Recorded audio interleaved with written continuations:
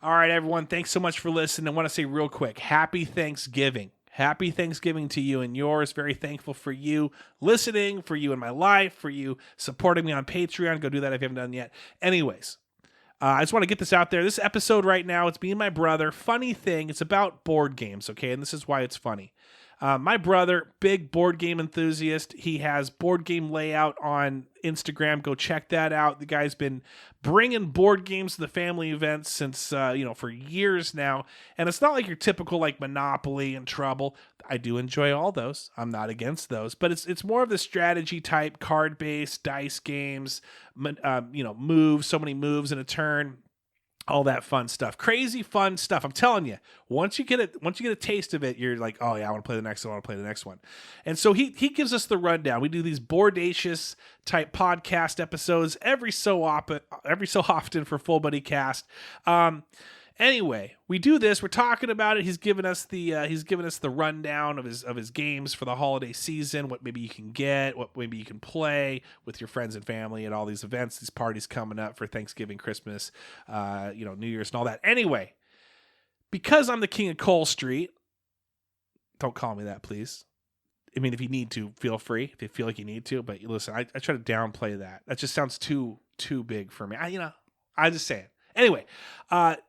Crazy enough, the timing of this whole thing, there is a new board game place. They sell it. You can play it there. You can play them. You can bring your friends down there. You can rent out. There's a vault there. It's called Cole Street Game Vault in Enumclaw, Washington. And it's got wall-to-wall games. Anyway, I got the King's Tour the other day. I was strolling down one day, doing a nice little walk. I see them out there, and I got to meet the owner, Chad. Very cool guy. He gave me the tour. I was thrilled to get that tour. Anyways, very cool what they got going on. They got tons of selection. They've got just strategy board games. They got board games for kids. They got those just 4-hour games, 6-hour games for you adults out there that like that strategy. They're going to have a magic card area for all those magic card people. They have calendared events where they're going to have just events going. This is going to be a fun spot, an awesome spot. Grab a little dinner, they said you can grab dinner and bring it in and eat there. Go have a beer at Cole Street Brewery and then come on down and play a couple games. Games range from cost-wise $5 to $300. These games some of them are so elaborate. It's incredible. But come on down, say hi, mention Full Buddy Cast if you can. That'd be awesome for me. Anyway, we're gonna start talking with them a little bit more, so stay tuned for that. But please go check them out. They're opening up Black Friday 2021. In case you're listening, down the road. But they're open. Check out their Facebook page. Join the Facebook page. That'd be sweet. I know that I'm gonna be doing a little Christmas gift shopping for my brother. Again, gotta buy him the stuff he hates that I usually buy him at the toy store in Vegas. But guess what? I'm going to buy him stuff that he loves at Cole Street Game Vault. So anyway, go check it out. Say hi to them and take care. Thanks for listening.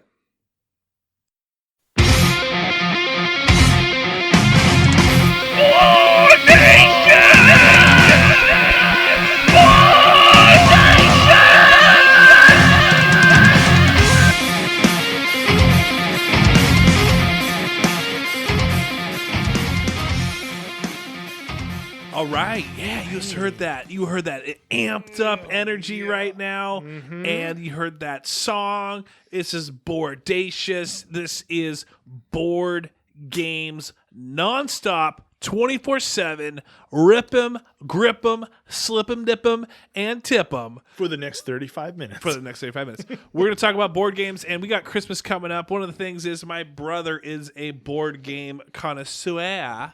And he plays them, so you don't have to. He goes through them all. He likes to read this. He watches the YouTube videos on how to set up the friggin' board game. They're that intense. Anyway, got my brother Adam Kenney with us. Hey everybody, it's Adam Kenney here, Boardacious himself. You can find him on Instagram at Board Game Layout, where he does layouts. Pictures of board games. There you go. And it's a true thing. Look it up. Follow him. He's got more followers than Full Buddy Cast. So That should tell you something. And he is. So what we're doing? We did this last year too. Did we do it last year or the year before? The year before. It's been a little bit. And what it is it's just we're going to talk about some Christmas recommendations because it's coming up. Yes. If you have a board game person in your life, if you're going to host some parties possibly, if you're wanting to it's a snow day and the kids are home and you want a cool game to play with the family, let me tell you this story, Adam, while we warm you up. This is a game that you guys can play at home. Okay. Get a deck of cards. And tell your kids, hey, you want to play 52 card pickup? No, I'm kidding. We did this around the campfire. We had some friends over. We had some full buddy friends. In fact, I think Veronica was there. Shekinah was there. We had Desi B there. Andy Cardenas was there. We had Craig and Corey Bentley.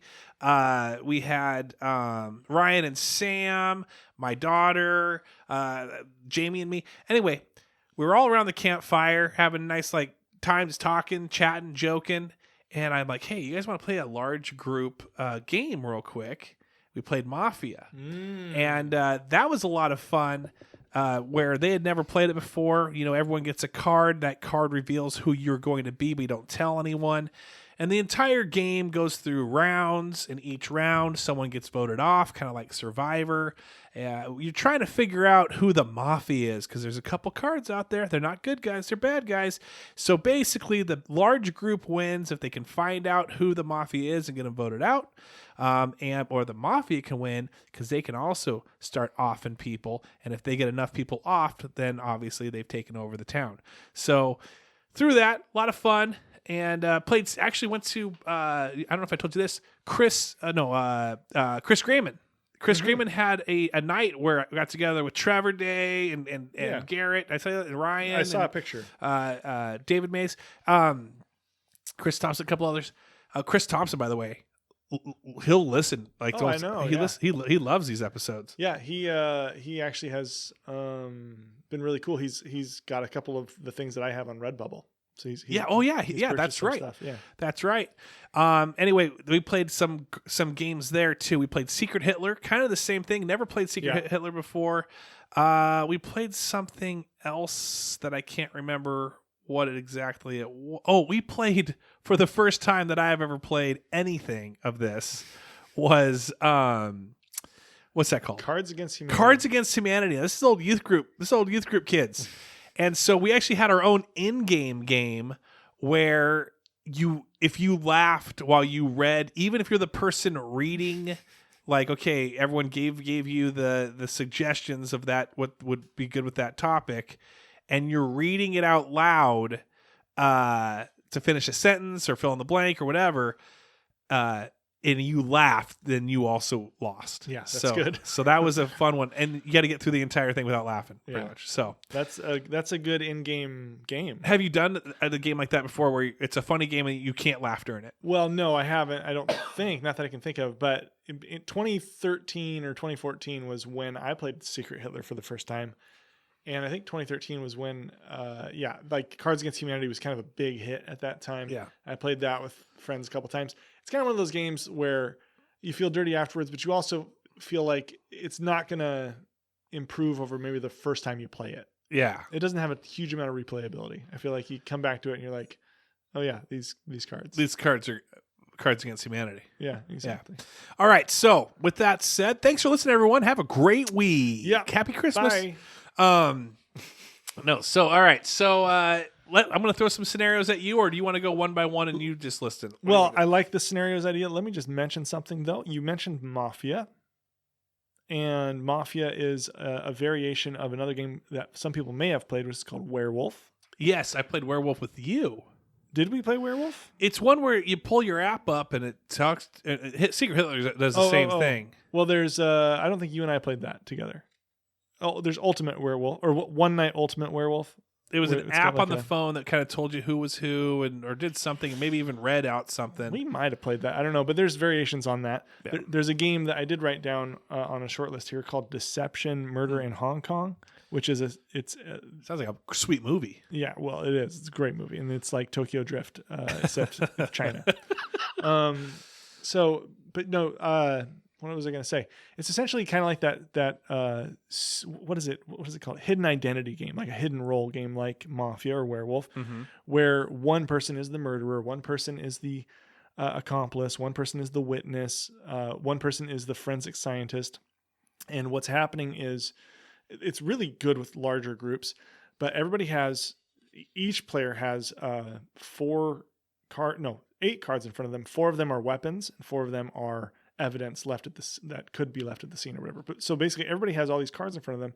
One player is the forensic scientist, and they know who the murderer is, and they have some tiles in front of them that have different options to describe what the murder weapon is and describe what the evidence is. But they can't talk. They just have to choose these things to sort of push people in the right direction. But the thing is that there's so much overlap between people's cards, like whatever the clue that the forensic scientist could give might match a bunch of cards at the table. So their hands are kind of tied as far as how much they can try to. So basically, you'll have a lot of people that are still everybody's a suspect. Yeah. But then the table's open to talk. So the forensic scientist isn't talking; they're just giving the clues. Everybody else is talking about it, and the accomplice is trying to throw people off of the murderer's trail. The witness is trying to throw people on the murderer's trail without themselves being called out at the end of the game by the accomplice and the murderer as the witness. And so there's this really cool dynamics happening as you play it. So that one I would really recommend if you like Mafia. That'd be fun. Do you have that one? I don't. My friends have it. We've played it with them. See if you can snag it for the holidays. That'd be kind of fun to play with the group. Yeah, I'll see if I can borrow that. All right. So with that said, I like the scenario thing, but what we're gonna do real quick is just say, hey, what is your absolute favorite game on that list in your hand right now?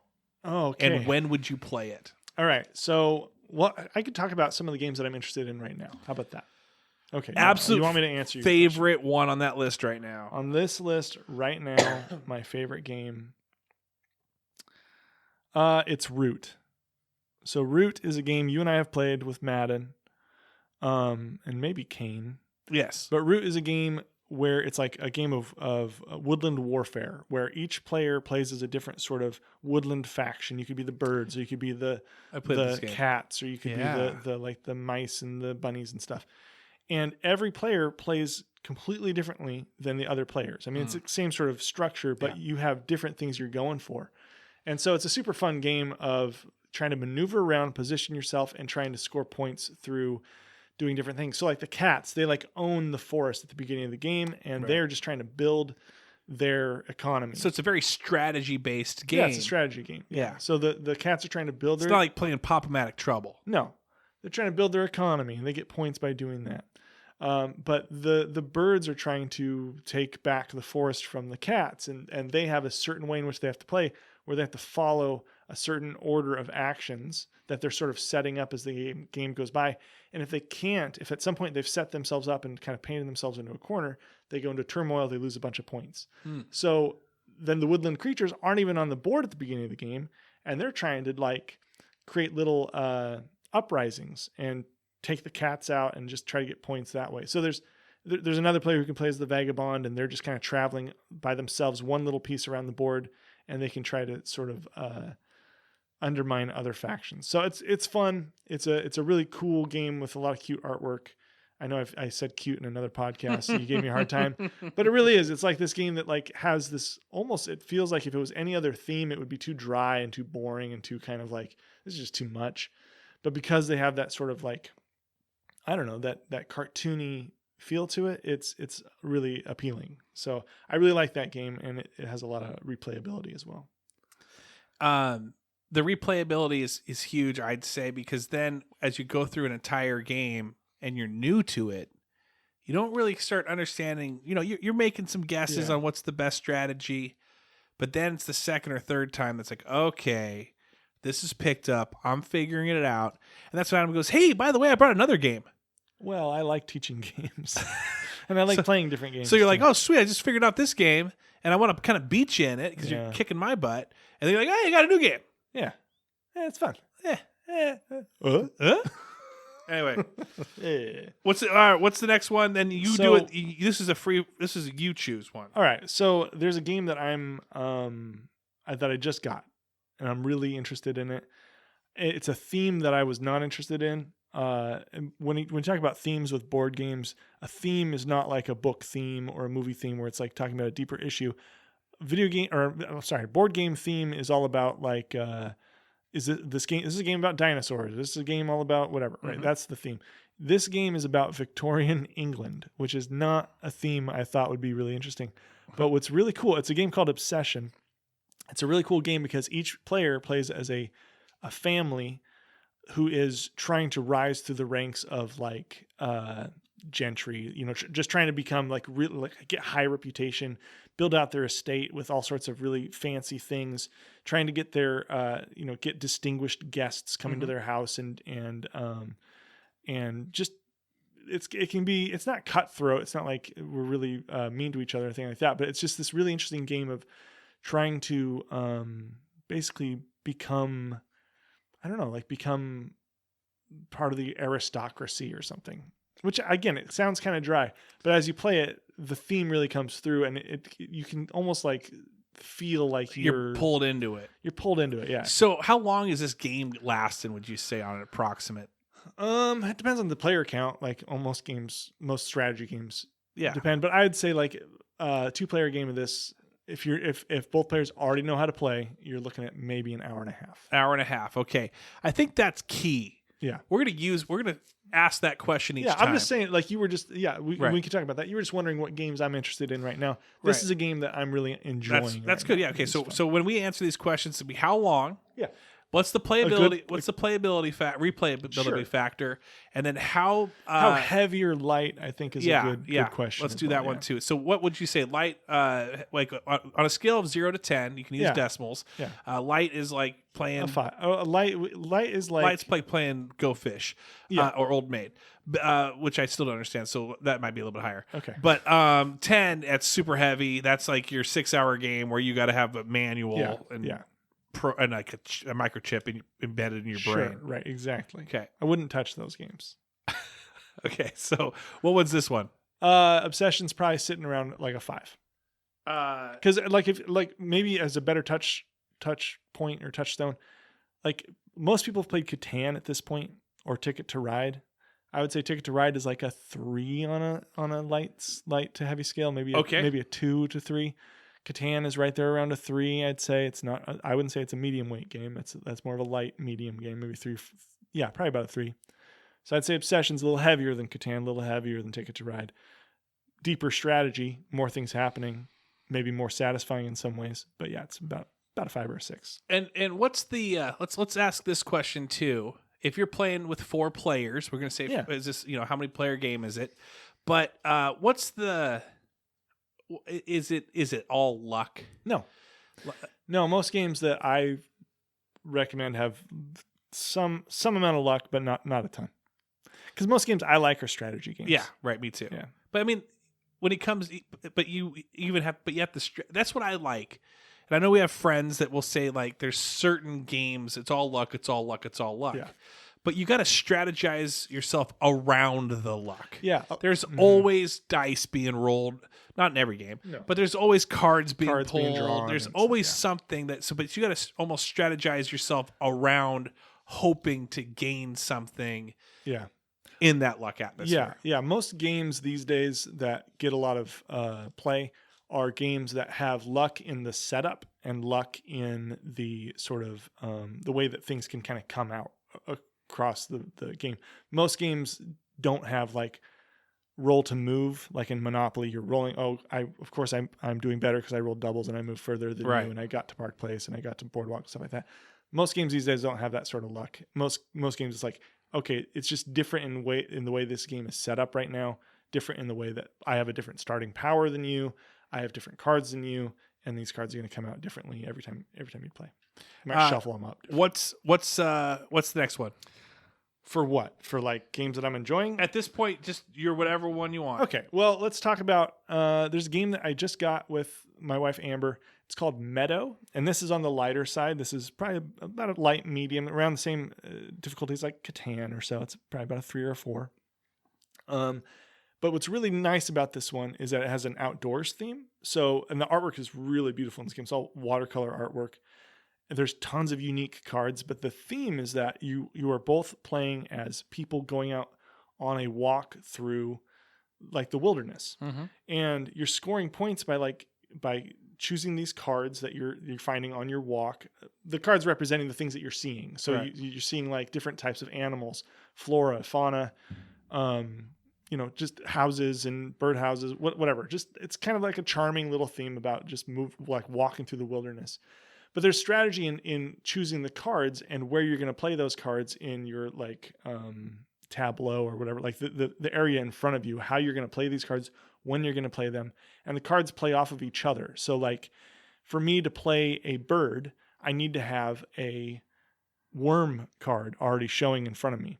So I might have this bird card that is worth a lot of points, but I might not have a worm card. So I need to try to find a worm card so I can play this bird on top of it. But once I play that on top of the worm, I can't use that worm for another card. So there's this really cool thematic part of it where it's like the theme comes to life as you see that like, okay, it makes sense that a bird would be played on top of a worm. It makes sense that a birdhouse would be played next to a house and maybe with a bird next to it too. So there's these different sort of strategies that come to play in terms of timing. But really it's just fun because Amber and I like we don't get out hiking and walking that often, but when we do, we really enjoy it. And we we live in Washington where, it's really pretty out. So I don't know, that game kind of evokes kind of a light, fun thing. It's only 4 rounds. You have 5 actions per round. So you're taking 20 actions over the course of the game, which doesn't seem like a lot, but there's a lot of choice and how you're going to play and what you're playing. What one was this called? It's called Meadow. Okay. What's the one that kind of reminds me of the same thing that we played in the past? It has gold, steel, rock. You can only go to certain ports. There's a point where it might be a port, but you have to have 3 rocks to get there, and then you trade in coins. And so you might be thinking of Raiders of the North Sea. That's what it was. So Raiders of the North Sea has some card play in it. Like you have to have the right things to do the things that you want to do. That's like a Viking theme. That's a really fun game. That's the interesting thing about that game. So it's a worker placement game, which is a big theme or big. Well, was this on your list, by the way? Well, no, but we can talk about it briefly. Okay. It's because it's a really fun game. Worker placement is a type of game. It's a mechanic where you have workers and you place them out on a board and they take actions. That's right. So there's a lot of games like this where you start with a bunch of workers, but in this one it's different in that you start with one worker, you place it out, you take the action where you placed it, and then there's other workers already on the board. You pull them back for the next turn, and then and you take the action that they were on. Yeah. So there's a lot of like, if Travis is in that space, I could take that action on my next turn because I can take that piece that he put there. But if nobody's there, I might not be able to take that action. I have to choose a different one. Yeah, so, that's right. That was a lot of fun. That one was a lot of fun. Let's go back to the other one, though. Yeah, Meadow. Meadow, is that, and how long? It's pretty light. I would say it's, Amber and I get through it pretty quickly. I'd say it's about a 40-minute game. 40-minute game, and then it's light, a scale of 1 to 10? Like a 3. And then the learning ability of it. I was able to teach Amber it in like 10 minutes. Okay. And like by round 2, you understand it. Nice. There's another game that I played. I was at Jacqueline Morgley or Jacqueline Loibel's. I took a picture of it. I sent it to you. What one was it called? It's called Jaipur. It's a 2-player game. The thing with Jaipur, it is a 2-player game. There's a market, and there's cards, and there's strategy, and you pull cards and put cards away. Anyway, I'm not going to get in super intense into it, but what I'm telling you is this. This is my own little recommendation. Read the rule book. There was like a 5-page rule book. I got to page 4 and I almost was like, you know what? Forget this. I'm not doing this. I'm on page 4. I'm kind of getting it. I'm kind of understanding it, but really this isn't worth my time anymore. And then I said, you know what? It's like being on a treadmill. You kind of get to that, all right, I said I was going to do a mile. I'm at 70. I'm at 7, 0.75 points of a mile. That's a good run. I had a good run. I had a good run there. Felt the burn. And then you're like, you know what? No, I'm going to power through. I'm going to get to that friggin' mile. So I said, you know what? No, I'm going to get through page 4. I'm going to get to page 5. I'm going to get through this and then I'm going to play this. And I did, and oh my goodness, we had a great time with that. We played it too much. It got boring. Sometimes you can binge a game and then it gets kind of old. But Jaipur is, and that rule book is small. It's a tiny rule book. Yeah, it's 5 pages, and each page it's like a pamphlet basically. Right. But if you do, like, that is the thing about learning new games, especially games that are coming out right now, is that you have to like learn them. But now you have YouTube as a resource. There's lots of videos to teach how a game works. Good point. I don't really, there's some people who will sit there and be like, okay, let's watch this video together and let's learn the game together and then play. I don't love that. Right. I would rather myself watch the video, learn it, and then teach it. Yeah. That way. I mean, that's what a professor would do. Well, I also just think, yeah, that's true. But I also think, and that's actually how I prepare for my art classes. I watch videos on how to teach. Thank you, Bob Ross. Insightful. That's why I always end my class with, and God bless. Oh, that's very good. No. But I will say, also, what was I going to say? I don't know. Oh, I was going to say this. Maybe these games, the games that I'll talk about today, maybe these games don't sound that interesting to some folks, but I guarantee, because there's so many games coming out right now, that there is a game with a theme that you like that you'll probably enjoy. You probably get. And if you want Adam to review it and teach you how to do it, let me know. Let him know. I was thinking, what if we did a video, Boardacious, 5 minutes, shoo, shoo, like just a lot of, and it's like, this is a no, you're just like, basically you're just like standing there. Here's the board game. This is an awesome game. This is my number one for the holiday season. It takes 15, 20 minutes to learn. It'll take you 45 minutes each game, and it's good for 4 players. The theme is dink, dink, dink, dink, very concise. Number 2 on my list. And so then can do that. People can be like, rather listen to a 45-minute podcast where they're driving. They're with going, no visuals, because board games are very visual. Very visual. Let's do the art. Let's add that to this thing too. Yeah, Meadows art is amazing. Okay. It's beautiful watercolor. We go stars for them. 5 stars, gorgeous. Meadows 5 stars. 5 stars. Yeah. If you like art, it's really, really nice. The ones we mentioned before, Raiders of the North Sea, I'd say the art on that's like a 4, 4.5. Mm-hmm. And what did I say? Root's got really good art too. I mean, most games that I like have good art. So you're drawn to the good art. To the art. Yeah. Do you judge a board game by the cover of the board game? I mean, gameplay matters most, but yeah. I mean, I think for me, half the fun is seeing what I'm playing, and like it's a visual thing. Yeah. It's like reading a picture book almost. It's not like reading a normal book with no pictures. Because I've played games like that where it's like, no, it's all about the gameplay. And it's like, okay, it's fun, but I'd be having more fun if it looked nice. Right. Yeah. So, did you want to set me up for some more? I'm just going. Let's do this one. Snow day. Snow day. Everyone's home. No internet. Power's out. Okay, yeah. So if this is like family, like if you're just with the family, you want to play kind of a simple game that most people are going to enjoy, I'd say this is like a 2 on the light to heavy scale, maybe 2 to 3. There's a game called Azul, and most people have heard of this game because I think you can find it at like Target, Fred Meyer. It's a pretty easy game to find. It's an abstract game. All that means is that the theme doesn't matter that much. It's more about placing tiles on your board. Everybody has there's all these little like tiles, I guess, that have different designs, and you're choosing them from these different sort of coasters, and you're placing them on your board. You're trying to get them, it's kind of like a puzzle-y type game. You're trying to get them in a certain spot by stacking them into these different rows. And once a row fills up, you will be able to move this tile. I'm not explaining that well. Basically, every row needs to have the same type of tile in it. So you're trying to collect the same type of tile for each row. Once that row fills up, you'll move that piece over into this sort of grid into its spot. It doesn't sound that appealing necessarily, but it is like the biggest game of the past 5 years. Like, people love it. And there's like, what's it called? It's called Azul. AZUL. Have we played it? No, we haven't. I played it at a friend's house who they like games, but they're not into collecting them or anything like that. But they like the occasional game. So on a scale, really so how long does it take? I'd say a 4-player game of it, you'd probably be done in like I said, like 40 minutes or so. And it's a 2 on the scale of light to heavy? Yeah, 2 to a 3. Artwork is good. How many stars? 4 stars. I think the components are really nice. And replayability? Replayability is very high. Perfect. And there's like 4 different versions of it with slightly different rule sets and different art and components. There's like Azul, the original Azul stained glass version, Azul like a summer version of it. It's nice. Let me shout out Scrabble. Scrabble's fun. Scrabble's fun. Play Scrabble. It might not be as fun for kids, but for old people. You know what's fun is that sometimes Jacqueline will pull out the old Scrabble pieces and she'll think she's spelling a word. She'll kind of like put them together. Oh, Dad, really? Dad, did I spell this? Cool. Dad, did I spell Does she ever spell anything? She spelled A before. Oh, that's good. Yeah. Not ASS or anything like that.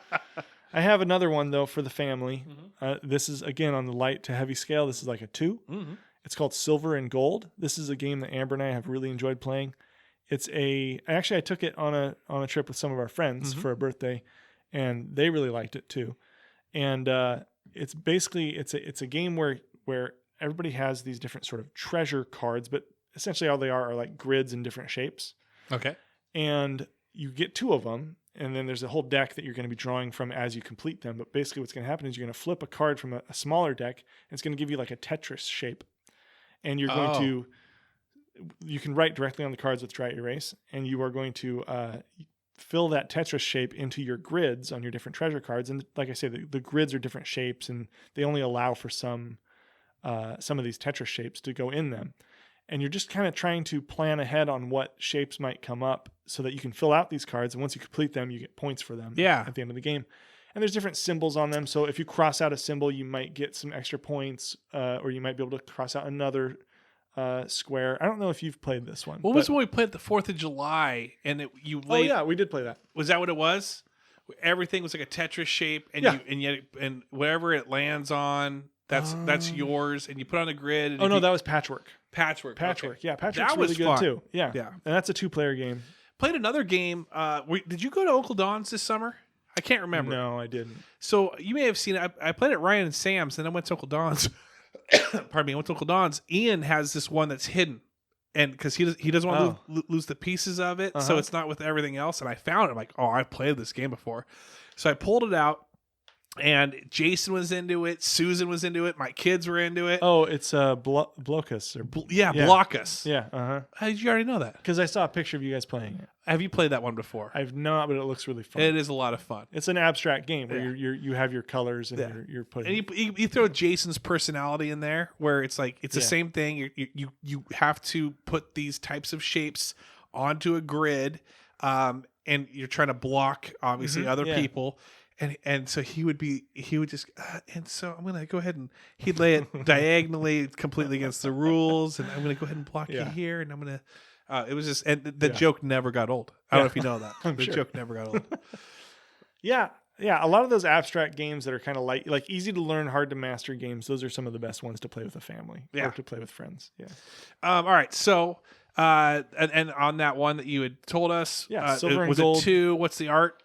The art on this is like a 4. It's fine. Like 3 to 4. There's nothing special, but it doesn't have to be special. Replayability is very high because I think this is a game that sneaks up on you. I think the first time you play it, you're going to be like, this game is good. Like it just kind of like went by because it's like 15, 20 minutes to play it. Okay.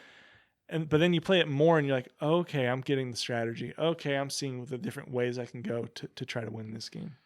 And then you kind of said how long it's going to take. Yeah, about 20 minutes. Okay.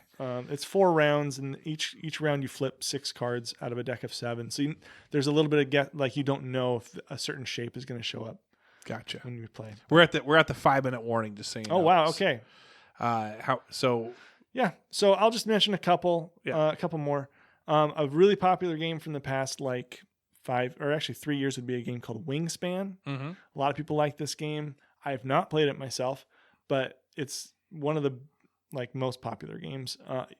And it's a family game. It's probably a little heavier. I'd say it's probably towards a 4 on that scale.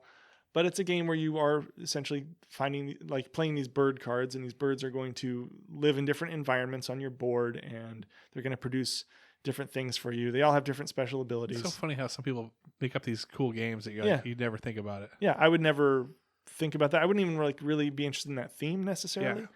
But yeah, it's been pretty cool. Another Whoa. Art, real quick. art in Wingspan is really good. That's like a 5. And then you said a 4 already. How long of a game? I haven't, like I said, I haven't played it. I think you're probably looking at about 45 minutes to an hour. And then replayability looks pretty high because it's got a big deck of cards and all the cards are unique, and Gotcha. so it's got a bunch of different birds that have different abilities. So every time you play, you're going to have these different sort of abilities. Yeah. Another game that's kind of fitting that outdoorsy theme that just came out. Yeah, you're all about the outdoorsy themes. It's been really popular lately. You played an indoor game? Yeah, I'll mention one of those. Okay. But a game called Cascadia, and this is a game that's very abstract. It takes place in the Pacific Northwest. Have we played this? No, we have not. I don't have it. But it's a game where you are. It's very abstract, like I said. So you're pulling these tiles out of a bag. There's the luck element, and you're matching them. Basically, there's like an animal type. There's 5 different animals, like a bear, elk, eagle, etc., or a hawk, I think. Right. And then you have these different sort of landscape tiles that can be like desert or water or whatever. And you're just kind of building out this sort of habitat. But when you choose one of these habitat tiles, you also are choosing an animal tile, and you're placing that in a tile that will hold that type of animal. And so you're kind of having to really make these tough choices of which habitats are more important to you and which animals are more important to you, because each animal scores differently. So you might have like a run of salmon and they have to all be in a row. Or you might have these different groupings of bears and you'll get points for every grouping of 2. And so you're laying out these habitats while also trying to maximize the amount of points you're getting from the animals that you're placing out on them. So it's all about placement and choosing. So that one's been pretty popular. Probably, I would say, on a scale of 1 to 10, in terms of lightness, I'd say it's like a 3. Art is good, not great. I'd say 3.5. Okay. On a scale to 5, right? Replayability high. I would say that a game of it will take you about a half hour. Okay. And then lastly, because I've mentioned a lot of outdoorsy. Yeah, let's go inside. Games, let's go inside. Let's go nerdy. Let's go heavy. Yeah, I'm already in. Okay, so this is a game called Gloomhaven.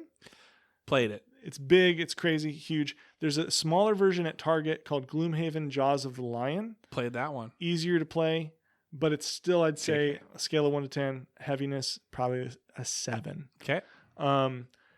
Really tactical fun. Everybody plays as a different character. It's like a dungeon crawling type game where every scenario you're in like a different dungeon with a different sort of different sort of goal, I guess, for the scenario. But you're controlling a character and you control them by playing 2 cards on your turn. 1 card is going to move them probably or do some sort of special thing. You're fighting these enemies like these monsters and things, and you're all working together. It's cooperative. You're working together to get through, and it tells a story along the way. Every scenario has a storyline. And between dungeon quests or whatever you want to call them, you're also leveling up your character. You're getting new equipment. It's kind of like a multiplayer Skyrim type thing. Yeah. If you ever played Skyrim, it's like that where you're just building up your character. You're getting new cards, doing more interesting things, but it's really tactical. So it feels satisfying when you pull off a big move and you defeat the enemies who also have their own sort of like cards that drive what they do. And there's a little bit of luck. You're flipping cards to sort of modify whether or not your attack hits strong or weak or things that might happen. So there's some luck. You're strategizing around the luck. How long does that take? I'd say every scenario. Well, there's crazy amount of scenarios in the game. The Gloomhaven, the version I have, the normal version has like 100 scenarios. Each scenario you're looking at like an hour and a half. Sounds hot. To play through it. It's huge. And what's the artwork? Artwork is really, really great. 5 stars. And what's the replayability? Replayability is super high.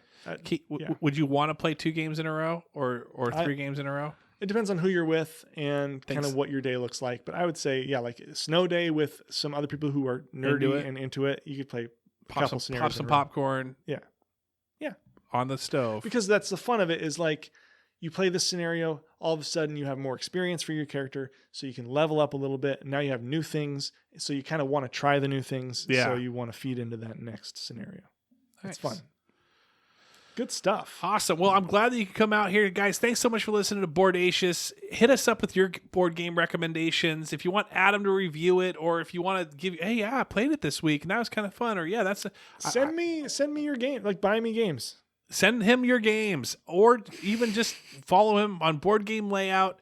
And during, if you ever have a game recommendation or you hear him mention, again, these are sporadic podcasts. Yeah. So, but if you have anything, any more questions, or you just want to say, yeah, hey, could you invite me to one of your board game parties one day? I'd like to try some of these out. Maybe I could talk to, I got some ideas. Maybe I could talk to Sean. Maybe we could have a board game night where if some people are interested, we can kind of reserve some tables. And it can be like, it doesn't have to be the big nerdy things. Like a lot of people look at games and like they're for kids or they're for nerds. There's a lot of games out there these days for nerdy kids. If you like combine the two, that a lot of people will enjoy. Whoops, made a noise. Okay. But I will also say this. Yes. If anybody wants to, this is an open invitation. Gosh, I'm making so much noise. What are you doing over there? I just made a noise. Playing Mousetrap? Yeah. Open invitation. There's an expansion for Obsession. If you want to buy that for me, send it my way. It's called Upstairs Downstairs. Send it to the podcast. Thank you. All right. Well, thank you for that. Hopefully get 12 of those. I could sell some online. Have a great week. Have a great holiday season. And, go boards. Yeah. Santa.